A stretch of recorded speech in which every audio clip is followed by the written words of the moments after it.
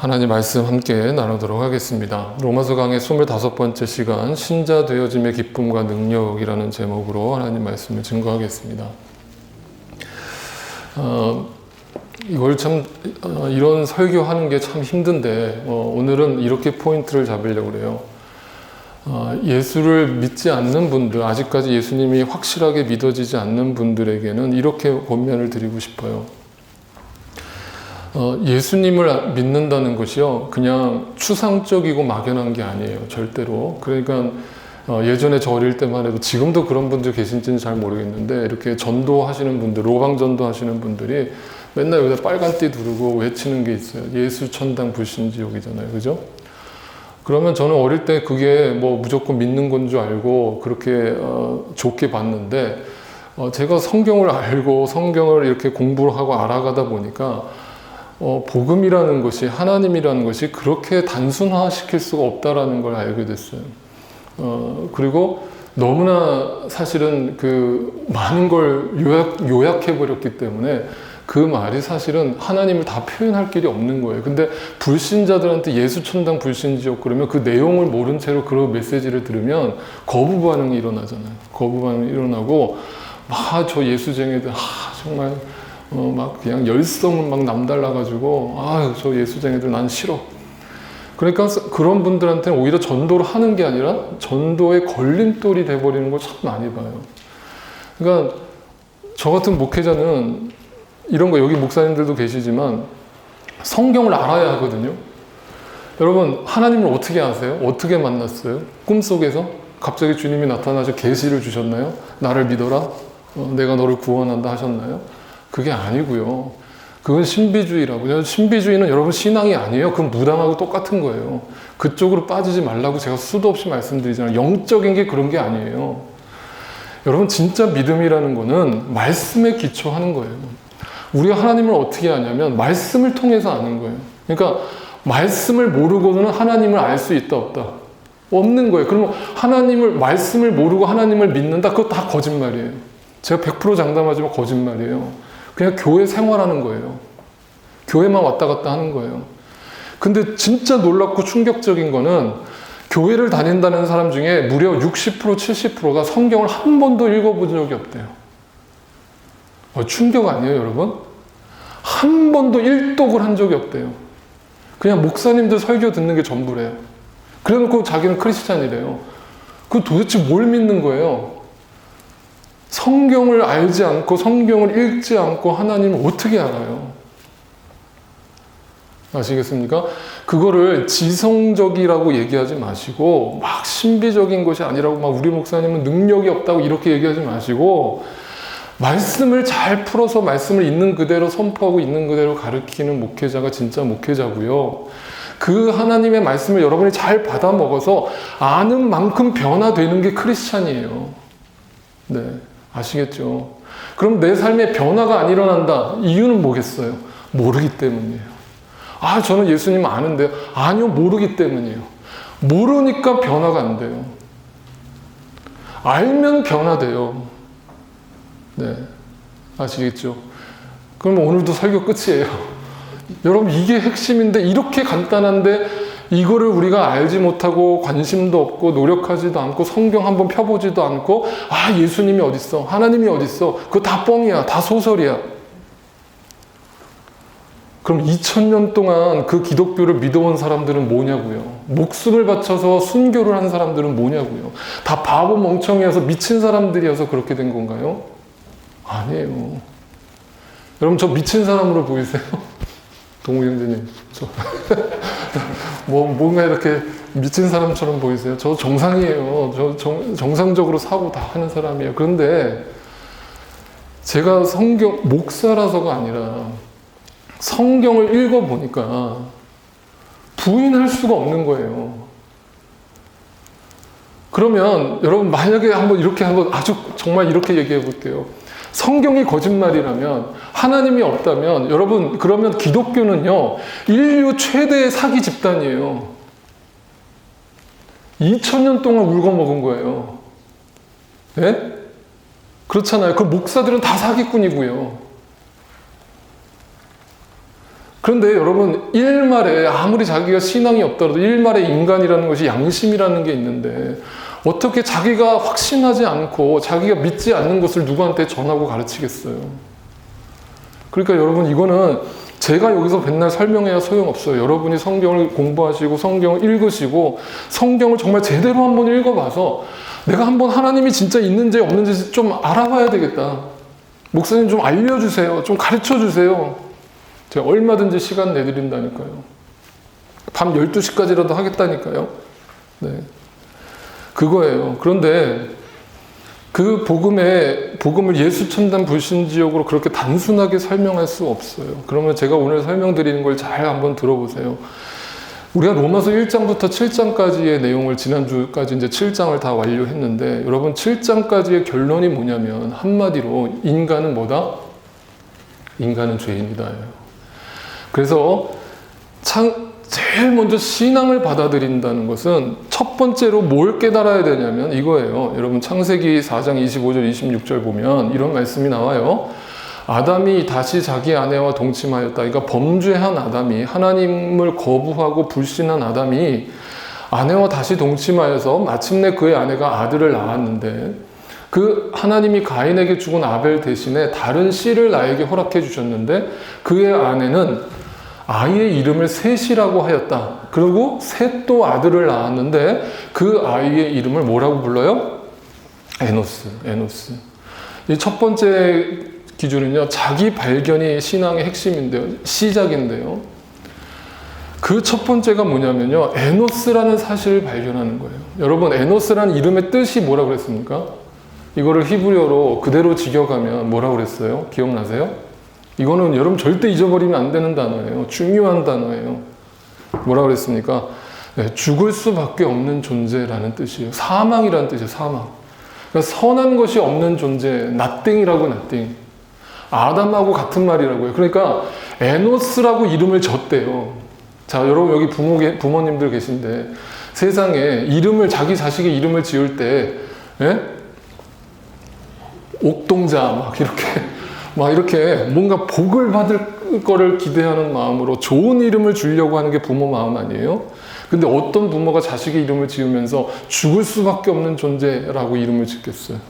그러면 이거는요, 의미가 담겨 있는 거예요. 뭐냐면 범죄한 인간이, 아담이 자기를 발견했는데 그 자기 발견의 결론이 뭐냐면 에노스. 나라는 것이 하나님의 영이 없이는, 하나님의 영이 떠나가서는 나는 그냥 흙이고 먼지고 티끌이구나, 아무것도 아니구나, 나는 그냥 죽으면 끝나는 존재구나, 고깃덩어리구나. 이거를 깨닫고 이거를 발견한 사람이 지난주 로마서 7장의 마지막 결론이 어떻게 났어요? 자기를 어떻게 평가했어요? 사도 바울이 이렇게 평가했잖아요. 아, 나는 비참한 사람입니다. 오호라, 나는 곤고한 사람이로다. 나는 비참한 사람이로다. 누가 이 죽음의 몸, 에노스의 삶에서 누가 나를 건져내냐라는 고백이 비로소 나오는 거예요. 그러니까 여러분, 제가 여기서 설교할 때 왜 목사님 복음하면 막 기쁘고 즐겁고 행복한 거 아니에요? 예수 믿는 게 행복한 거 아니에요? 근데 왜 목사님 자꾸 이렇게 무거운 얘기만 하세요? 자꾸 회개하라는 얘기만 하세요? 왜 자꾸 죄에 대해서만 얘기하세요? 그게 아니라 여러분, 제가 오늘 설교 제목도 기쁨과 능력이라고 했잖아요. 신앙의 핵심은 기쁨과 능력이에요. 그런데 진짜 그 기쁨과 능력을 알려면요, 어설프게 회개하고 그냥 적당히 회개하고 예수를 믿을 수 없다는 얘기를 강조하려다 보니까 여러분의 입에서 아, 나는 비참한 사람입니다의 고백이 나와야 되니까, 그 고백이 안 나오면 절대 예수가 안 보이니까. 네. 그래서 제가 여기서 자꾸 힘들게 외치는 겁니다, 여러분. 그 7장까지를, 여러분 로마서 1장부터 7장까지를 수도 없이 반복해서 읽어보세요. 진짜 부탁해요, 여러분. 읽어보세요. 그리고 7장에서 8장으로 쉽게 넘어가지 마세요. 7장에 이 비참한 사람이다의 고백이 내 마음 깊은 곳에서 나오지 않는다면 계속 거기서 하나님 앞에 은혜를 달라고, 이 회개의 마음을 달라고 기도하세요. 나의 실체를 고백해야만 비로소 믿음의 눈이 열린다니까요. 더 이상 내 힘을 의지할 수가 없다가 나온다니까요. 그런 사람이 이제부터 신앙생활을 시작하는 거예요. 이제 시작하는 거예요. 그래서 두 번째가 뭐냐면요. 오늘 본문의 1절, 2절은요. 이거예요. 비로소 예수 믿기 전에는 그냥 눈에 보이는 것이 전부인 줄 알았는데 예수님을 알고 나니까, 하나님을 알게 되니까 비로소 두 번째 영적 분별력이 내 안에 들어와요. 그걸 눈을 떴다라고 얘기하는데 뭐냐면 여기서 잘 보세요. 뭐라고 되어 있냐면 생명의 성령의 법이 등장하고 죄와 사망의 법이 등장해요. 그러니까 예수 믿기 전에는 내가 누구의 지배를 받았다? 누구의 지배를 받았다? 죄와 사망의 법의 지배를 받은 거예요. 내가 노예로 살았다고요. 죄의 종이었다고요. 그런데 그걸 몰랐어요. 다 이렇게 사는 줄 알았어요. 그냥 이게 인간인 줄 알았어요. 근데 예수님을 만나고 나니까 영적 세계가 열리는데 그 세계는 뭐냐면 생명의 법이 있다라는 걸 비로소 알게 된 거예요. 비로소 보인다고요. 이걸 보물이라고 해요, 보물. 근데 신앙 고백이 어디서 나와요? 거기서 나를 주님이 건져주셨다라는 고백으로부터 시작되는 거예요. 오호라 나는 공고한 사람이로다. 누가 이 사망의 몸에서 나를 건져내지 했는데 그 에노스의 삶을 주님께서 불쌍히 보시고 나에게 오셔서 나를 붙들어서 끄집어내셨어요. 출애굽을 시켜주신 거예요. 네, 이걸 보게 되면 무슨 마음이 변화되냐면 7절, 8절에 이렇게 얘기합니다. 같이 한번 읽을까요? 시작! 육신에 속한 생각은 하나님께 품는 적대감입니다. 그것은 하나님의 법을 따르지 않으며 또 복종할 수도 없습니다. 육신의 매인 사람은 하나님을 기쁘시게 해드릴 수 없습니다. 잘 보세요. 이제 내가 오호라 공고한 사람이라는 걸 알고 영적 세계가 있구나. 눈에 보이는 것이 전부가 아니구나를 깨달았어요. 그 다음에 뭐냐면 더 이상 육신에 매여서 살 수가 있겠어요, 그 사람이? 네? 육신에 매여서 살아갈 수 있겠냐고요. 거기서 나를 건져주셨다라고 얘기했는데. 그런데 육신에 매인 사람들이 있대요. 매였다라는 게 붙잡혀있대. 여전히 그 육신에 붙잡혀서 돈 하면서 살고, 여전히 자기 이름 드러내려고 살고, 여전히 남 짓밟고 올라가서 성공하려는 데만 혈안이 되어 있고. 그렇다면 과연 그 사람이 정말 하나님을 믿는 사람이 있느냐라고 질문을 던지잖아요. 그러면서 중요한 핵심을 던지는데 9절에서 이렇게 얘기합니다. 잘 따라, 제가 뒤에 가서 다 정리해 드릴게요. 무슨 말인지 못 알아들어도 지금 다 따라오세요. 9절입니다. 같이 읽어요. 시작! 그러나 하나님의 영이 여러분 안에 살아계시면 여러분은 육신 안에 있지 않고 성령 안에 있습니다. 누구든지 그리스도의 영이 없으면 그리스도의 사람이 아닙니다. 자, 보세요. 영적 세계가 있다는 걸 알았고 죄와 사망의 법이 나를 지배했었고 나를 거기서 주님이 생명의 법이 나를 해방시켜 주셨다는 걸 알았는데 육신으로 더 이상 살 수 없다는 걸 머리로는 알았는데 그게 됩니까? 여러분? 일주일 동안도 늘 주님 생각하시면서 사셨죠, 여러분? 네. 우리 유집사님이 웃으시는 거는 솔직하셔서. 네. 우리 다 마음이잖아요. 일주일 내내 머릿속에 이 가게 걱정, 가정 걱정, 자식 걱정, 부부 사이 걱정, 온갖 세상이 던져주는 그 생각이 내 머릿속에서 떠나지 않은 채로 살았다면 여러분 육신에 속한 사람 아니에요? 그죠? 그런데 여기서 성경은 뭐라고 얘기하냐면요. 그게 우리의 의지로 우리의 힘으로 거기서 벗어날 수 없대요. 노력한다고 되는 게 아니래요. 뭐라고 나와요? 하나님의 영이 필요하대. 되어짐의 변화가 세 번째로 따라오는데 되어진다라는 표현이 뭐냐면 여러분 저절로 되는 거죠. 내가 막 억지로 노력해서 되는 게 아니죠. 그게 뭐예요? 하나님의 영이 내 안에 들어오면요. 여기서 중요한 단어 안에라는 표현이죠. 안에. 내 인사이드, 내 내면에 그 하나님의 성령이 내 안에 들어오면요. 더 더 이상 육신을 쫓아 살아가는 삶을 청산하고 그 주님의 영을 따라 사는 삶이 시작된다는 거예요. 되어진다는 거예요. 그런데 봐요. 그리스도의 영이 없으면 이렇게 되어 있어요. 성령이 여러분 안에 없으면, 다시 말하면 예수를 진짜 만난 사람이 아니면, 이 말은 그리스도 밖에 있다면 이 뜻이에요. 그렇다면 그 사람은요, 삶이 계속 똑같아요. 똑같아요. 안 바뀌어요. 절대 안 바뀌어요. 제가 장담해요. 성령이 여러분 안에서, 정말 성령을 여러분이 믿으시고 성령이 내 안에 들어오셨다면, 예수님을 믿음과 함께 성령이 들어오셨다면 여러분을 그렇게 변화시켜 나가실 거라는 거예요. 그래서 10절에 이렇게 얘기합니다. 10절 또 같이 읽어요. 시작. 또한 그리스도께서 여러분 안에 살아계시면 여러분의 몸은 죄 때문에 죽은 것이지만 영은 의 때문에 생명을 얻습니다. 자, 여기서 가정법이 나왔어요. 가정법. if절이 나왔잖아요. if, 그죠? 그 뭐예요? 뭐뭐 한다면이잖아요. 그러면 중요한 전제가 뭐예요? 성령께서, 그리스도께서 여러분 안에 살아계시다면 이라는 게 조건이죠. 그러면 이게 정말 계시다면 생명을 얻을 수밖에 없다는 얘기죠. 또 보세요. 다음 구절 11절 보세요. 11절에도 예수를 죽은 사람 가운데서 살리신 분의 영이, 성령이 여러분 안에 살아 계시면, if절이죠. 또 조건절이에요. 계시면 어떻게 된다고요? 살아난다고요. 근데 살아나지 않는 이유, 변화되지 않는 이유, 되어지지 않는 이유, 억지로 막 몸부림을 쳤는데 그냥 그때뿐인 이유, 계시지 않기 때문이에요. 제가 확신해요. 계시지 않기 때문이에요. 아직 하나님을 모르기 때문이에요. 여러분, 목사기 때문에 그렇게 사는 게 아니라고요. 제발 그렇게 보지 마시라고요. 아, 목사님이니까 그렇게 살 수 있죠. 저는 그렇게 못 살아요. 그게 아니고요. 목사든 장로든 권사든 상관없이 정말 여러분이 예수를 믿고 성령을 받으셨다면 그렇게 살게 된다라는 거예요.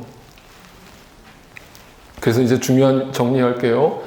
그래서 예수님이 그 포도나무 비유를 통해서 우리에게 이런 말씀 주셨잖아요. 요한복음 15장 5절에 또 같이 읽어요. 시작. 나는 포도나무요 너희는 가지이다. 사람이 내 안에 머물러 있고 내가 그 안에 머물러 있으면 그는 많은 열매를 맺는다. 잘 보세요. 또 여기서 뭐예요? 조건절이죠. 있으면, 그러니까 정말 예수님을 믿었다면, 안에 그분이 내 안에 살고 계시다면 뭐가 된다고요? 열매를 맺는다. 자, 보세요, 여러분. 예수님이 포도나무를 비유하셨잖아요. 포도나무가 이렇게 있어요. 그러면 우리가 가지예요, 가지.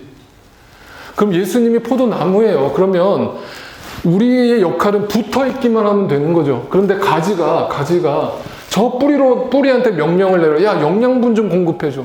내가 열매 맺으려고 그러는데, 좀 영양분 좀 나한테 좀 공급해봐. 제대로 수분 좀 공급해봐. 라고 명령을 내려가지고 막 그 수분을 빨아들여요? 아니에요. 여러분, 생물학 시간에 다 배우셨잖아요. 뿌리가 자연적으로 그 영양분과 물을, 수분을 빨아들여서 위로 공급하는 거예요. 위로 그냥 뿜뿜뿜 펌프질을 하면 그 영양분과 수분이 위로 올라가서 그 가지로 공급이 되면 자연적으로 때가 되면 열매가 맺히잖아요. 그러니까 열매 맺어야지 해서 맺어지는 게 신앙이냐고요. 여러분, 전도 좀 하세요. 여러분, 헌금 생활 좀 하세요. 예배 생활 좀 제대로 하세요. 여러분, 말씀 좀 제대로 생활하세요. 기도 생활하세요. 백날 여기서 외쳐봐야 여러분, 그거는 율법주의자들을 양성하는 지름길이에요. 저는 그래서 절대 그런 설교 안 해요. 여러분, 저는 절대 여러분을 형식적인 신앙인으로, 종교인으로 만들고 싶은 생각 요만큼도 없어요. 다 때가 있어요. 그러면 아직까지 움직이지 않는 분들에게 왜 아직도 못 믿으세요가 아니라 그냥 저는 복음을 전하고 말씀을 있는 그대로 선포하는 거예요. 그리고 하나님의 때가 됐을 때 하나님이 그 마음문을 여셔서 어느 순간 믿어지는 순간이 오는 거예요. 그러면요, 되어지는 거예요. 자동으로 열매가 맺히는 거예요. 내 말이 변하고요. 내 행동이 변하고요. 더 이상 육신의 생각에 빠져서 살 수 없고요. 말씀을 보는 것이 너무나 기쁘고요. 제가 너무 높은 수준을 얘기하는 거 아니에요, 여러분. 그렇게 신앙생활 하시는 분들 많아요. 우리 중에도 그렇게 신앙생활 하시는 분들 계시고요. 제가 이걸 더 쉽게 정리해 드릴게요. 자, 보세요. 처음에 예수님을 진짜 만나게 되면요, 성경을 통해서, 말씀을 통해서 주님을 알게 돼요. 알게 됩니다. 그 알게 되는 걸 통해서 진짜 예수님을 알면, 하나님을 알면요, 되어지는 순간이 와요. 그 되어지는 순간이 오면요, 나도 모르게 내 말이 변하고 내 행동이 변하고 내 가치관이 변해요. 그로 인해서 더 이상 옛 삶으로 돌아갈 수 없고 그 삶을 누리는 삶이 시작돼요. 이게 성령 충만이에요. 더 이상 no turning back, 돌아갈 수 없어요. 그냥 여기가 너무 좋아요, 행복해요, 예수 믿는 게 이렇게 좋을 수가 없어요. 그 기쁨과 능력을 경험하고 체험하고 신앙생활을 하는 거예요. 여러분, 이걸 좀 더 자세히 설명드릴게요. 잘 들어보세요. 이 누림이 바로 열매를 맺는 거예요. 그냥 되어지는 거예요. 노력하는 게 아니에요. 자, 그러면 이걸 좀 더 확대해서 다시 말씀드릴게요. 잘 따라오세요. 암과 됨과 누림, 그 알려면 도대체 그 처음에는 뭐가 필요할까요? 주님을 정말 알려면 뭐가 필요하냐면 먼저 들음이 필요해요. 들음. 네. 그래서 믿음은 들음에서 난다고 하잖아요. 여러분이 지금 말씀을 듣는 거예요. 성경을 묵상하는 것도 듣는 거예요. 하나님의 말씀에 경청하는 거예요. 하나님이 도대체 무슨 말씀을 나에게 하시나라고 듣는 거예요. 그러니까 여러분, 지금 전 세계에 있는 교회들이 지금 다 예배를 드리고 있는데 다 하나님의 말씀에 귀를 기울이고 있잖아요. 다 듣잖아요. 그런데 중요한 거는 듣는다고 해서 다 아는 게 아니라는 거예요. 듣는데 듣고 끝나는 사람이 있어요. 여기서 끊어진다고요. that's it. 거기까지예요. 그냥 잘 들었어요. 예전에 제가 설교할 때 다른 분이 나가시면서 저한테 뭐라고 그러시냐면, 목사님, 좋은 강연 잘 들었어요. 말씀도 아니라 좋은 강연 잘 들었어요. 목사님, 프레젠테이션이, 목사님 끝내줍니다. 그냥 잘 들으신 거예요. 좋은 말씀 잘 들었어요. 그런데 여러분, 그거는요, 아무 소용이 없는 거예요.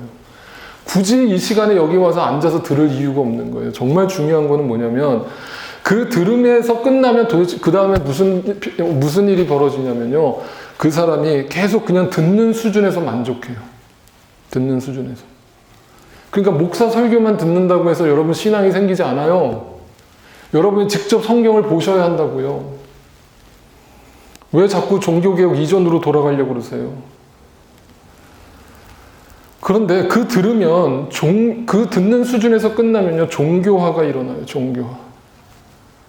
그래서 기독교는 종교가 아니에요. 종교는요, 그냥 듣고 위로받고 좋은 말씀 듣고 그냥 삶에 그냥 윤리적이고 도덕적인 삶을 살아야겠다, 요 정도 수준에서 끝나면 그건 종교가 하는 일이에요. 근데 기독교는요, 종교가 아니에요. 근데 종교인들을 만들고 있어요. 그러면 어떤 일이 벌어지는지 아세요? 그것으로 끝나지 않고요, 우상화가 일어나요. 교회 안에서 우상 숭배를 한다고요. 충격적이죠? 근데 여러분, 우리의 모습일 수도 있어요. 잘 들어보세요. 십자가가 그 안에 능력이 없는 사람은요, 십자가의 복음을 온전히 받아들이지 못한 사람은요, 십자가가 우상화가 돼버려요. 그래서 십자가 목걸이 걸고 다니면서, 십자가 목걸이 했다고 잘못됐다는 게 아니에요, 여러분. 십자가 목걸이 하고 다니면서 나 예수 믿는다고, 그게 어떻게 보면 우상화예요. 손바닥에다가 왕자 쓰고 나오는 거하고 뭐가 달라요? 뭐가 달라요? 그 미신이죠. 미신이에요. 예수를 미신처럼 여긴다고요. 제가 오늘날 천주교 믿는, 제가 또 천주교 비하하는 거 아닙니다. 천주교 믿는 신자분 집에 제가 신방을 간 적이 있어요. 초대하셔서 갔는데 세상에 막 온 사방에 묵주가 막 널려 있고, 성모 마리아 상을 방마다 다 갖다 놓고 그 앞에 향을 펴놓고 매일 아침마다 그 성모 마리아 앞에 절을 한다는, 기도하고 절하고. 그리고 묵주 이렇게 하면서 기도한대요. 제가 충격받은 거 있죠. 그러니까 성경을 다 같이 읽고도 그 짓을 하고 있다고요. 그게 종교와 의사, 듣는 거에서 끝났기 때문이에요. 알지 못하기 때문이에요. 하나님을 모르기 때문이에요. 문자적으로만 이해하기 때문이에요. 그러면 진짜 알면 무슨 변화가 일어나냐면 생각의 변화가 일어나고요. 가치관의 변화가 일어나서요. 더 이상 그대로 살 수 없는 상태가 돼버려요. 그걸 회개라고 하는 거예요. 그걸 변화됐다라고 하는 거예요. 그래서 안다라고 하는 거예요. 그 안다와 믿는다는 같은 말이에요. 여러분은 정말 믿는다라고 하면서 추상적으로 신비적으로 막연하게 하나님을 알고 있는 분들은 회개하시고 성경을 읽으세요. 성경을 공부하세요. 그 성을 통해서 하나님을 진짜 알게 되면요. 그 다음에 일어나는 변화는 근본적으로 이것이 결국 뭘 통해서 이루어지냐면 말씀을 통해서만 이루어진다는 걸 깨닫게 됩니다. 그 말씀을 통해서 정말 주님을 알게 되면요. 비로소 그 됨과 누림의 시간 속으로 들어가는 거예요. 네, 이것을 삶의 변화라고 하는 거예요. 그냥 노력하는 게 아니에요. 그렇게 사세요 하면은 그거는 윤리적인 거고 도덕적인 거가 돼요. 그게 아니고요. 그렇게 살게 될 겁니다예요. 언젠가 여러분이 정말 주님을 진실되게 만나고 알게 된다면요. 더 이상 그렇게 살 수 없을 것이고요. 예수님의 뜻대로 살게 될 겁니다예요. 근데 중요한 전제는 이것이 그냥 되는 것이 아니라 뭐라고 그랬어요? 그냥 내가 노력한다고 삶이 되는 것이 아니라 성령을 통해서만 되는 거예요. 그 말씀을 알고 그 말씀을 끊임없이 내 안에서 생각나게 하시고 적용하게 하시고 내 말씀 삶에 그대로 실천하게 하시는 분이 있는데 그분이 성령님이에요. 그래서 비로소 내 삶이 변화되기 시작해요. 그런데 그 듣는 수준에서 머물면서 육신적인 봉사하고 육신적인 행함을 통해서 예수님을 안다라고 믿는다라고 하는 사람들은 그 들음에서 앓을 건너뛰고요. 여기 보세요. 그 앓을 건너뛰고 함이라고 하는 자기 인간적 노력에 집중한다고요.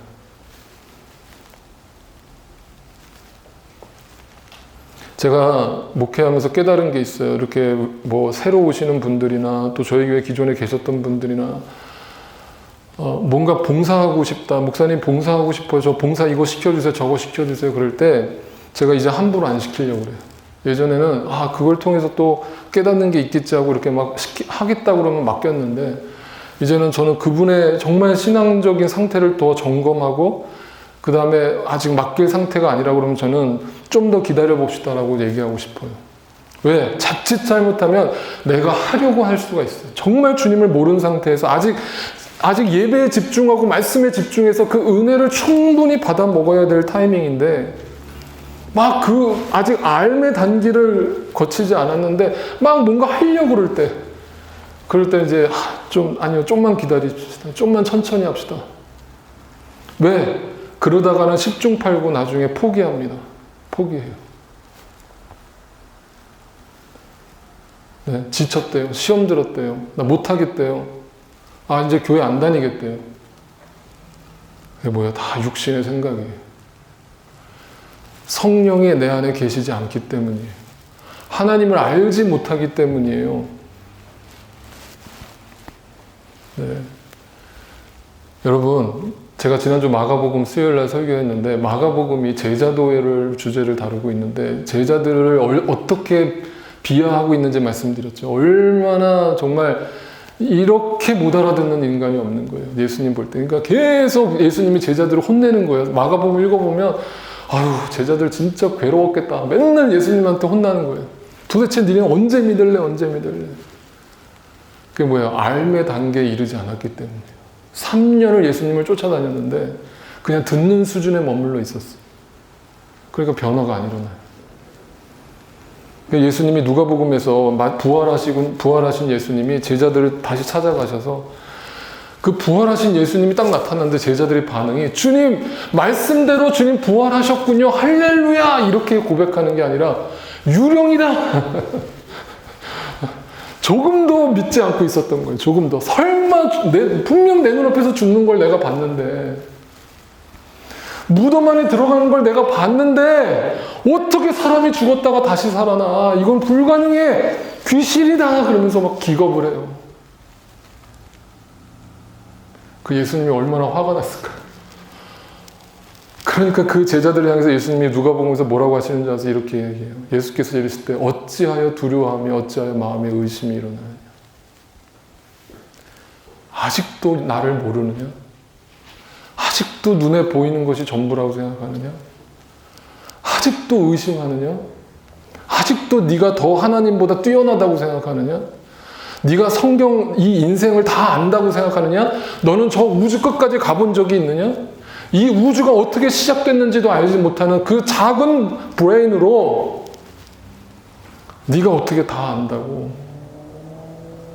눈에 보이는 것이 안 보이면 없다라고 얘기할 수 있느냐? 그러니까 그 제자들에게 주님이 다가가셔서 어떻게 하신 줄 아세요? 그 부활하신 주님이 제자들에게 다가가셔서 하신 게 있어요. 뭐냐면 이거예요.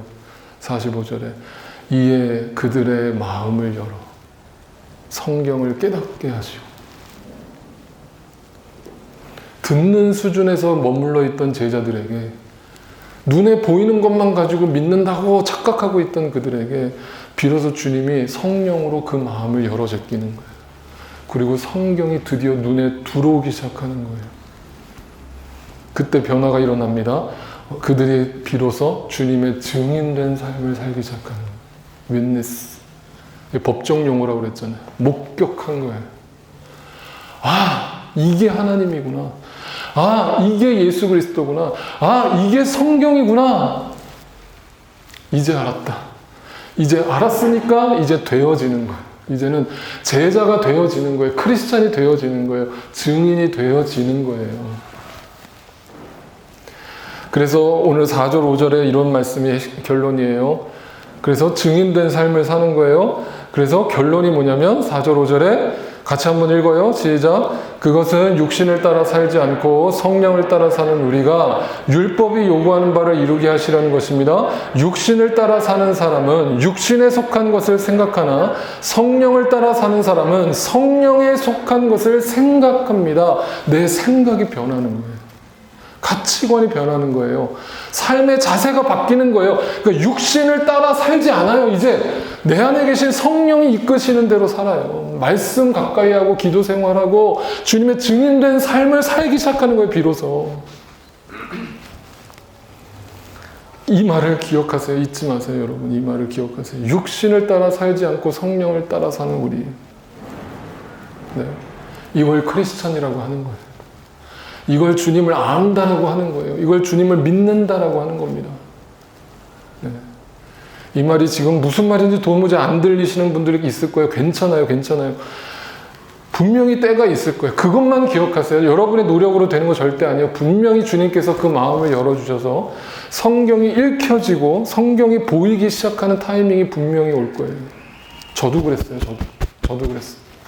저는 신학교 다니면서도요. 그 말씀이 믿어지지가 않았어요. 오히려 신학교 가면서 시험 들었어요. 여기 목사님도 아마 경험하셨을 거예요. 한두 번은. 저는 신학교 다니다가 시험 들었어요. 성경 막 깊이 들어가다 보니까 이거 뭐지? 이거 뭐지? 하는 게 막 나오는 거예요. 내가 교회에서 목사님들을 통해서 듣던 그런 성경이 아닌 것처럼 막 헷갈리는 거예요. 그러니까 막 시험이 드는 거예요. 아, 이게 뭐지? 제가 그때 비로소 알았어요. 내가 아직 성경에 눈을 뜨지 못했구나.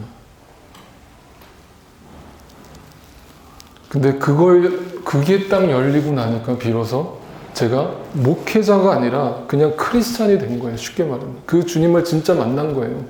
진짜 성경을 알게 된 거예요. 그럴 때 그것이 내 안에 십자가의 도가, 십자가의 말씀이 믿지 않는 자에게는 어리석은 것이지만 그걸 믿는 우리에게는 하나님의 능력이 된다는 것을 비로소 알게 된 거예요. 그러니까 이 세상을 우리가 어떻게 이겨요, 여러분? 그 사탄의 유혹을 어떻게 이겨요? 못 이겨요. 못 이겨요. 여러분이 주님 앞에서 두 손 두 발 다 들고 하나님 앞에 포기하고 나를 내려놓고 성령의 도우심을 받아야만 해요. 그럴 때 내 안에 승리가 주어지는 걸 하나하나 경험하다 보면 그것이 자연스럽게 열매로 맺히기 시작하는 거예요. 아, 하나님 살아계시네. 나 같은 죄인을 변화시키는 분을 보니까 진짜 하나님 살아계시구나. 어떻게 나 같은 사람을 여기까지 인도하셨지? 이게 기적이 아니고 무엇인가? 여러분, 육신을 따라 살지 않고 성령을 따라 사는 우리, 여러분 다 우리가 그런 신앙, 그런 믿음으로 하루하루 주님과 함께 하나가 되어서 살아가는 저 여러분 삶 되시기를 주님의 이름으로 축복합니다. 함께 찬양 드립시다. 이 찬양 보통 힘있게 막 좀 템포 있게 막 확신 속에서 부르는 찬양이에요. 제가 옛날엔 참 이 찬양 부르면서 부흥회 많이 했어요. 근데요, 가사를 오늘 이렇게 깊이 생각해 보니까 이게 절대 막 힘있게 부를 찬양이 아니라는 걸 알았어요. 제가 이 찬양이 뭐냐면 세상의 유혹 시험이 내게 몰려올 때, 여러분 그 가사를 한번 생각해 보세요. 내가 그 큰 파도를 어떻게 이겨요? 내가 어떻게 그걸 브레이크트루하고 뚫고 나가요? 나의 힘으로는 그것들 이길 수 없어요. 그게 나예요. 그걸 인정하니까 비로소 하나님을 알게 되면 무슨 일이 벌어지냐면 그 거대한 폭풍 가운데 위축되어 있는 나의 영혼을 어찌할 바를 몰라서 벌벌 떨고 있는 나를 주님이 나를 만나주시고 성령 하나님이 나를 이끄시니까 비로소 두 손 두 발을 다 드는 거예요. 나를 포기하는 거예요. 그러니까 더 이상 이 전쟁은 나에게 속한 것이 아니구나. 그분이 나를 이끌고 계시구나. 그분이 승리케 하시는 거구나. 되어지는 것이구나. 그분 안에 능력이 나오는 것이구나. 네, 이 고백이 나오는 거예요. 그래서 이거를 저는 좀 천천히 불러볼게요. 천천히 가사를 생각하면서 한번 불러봅시다.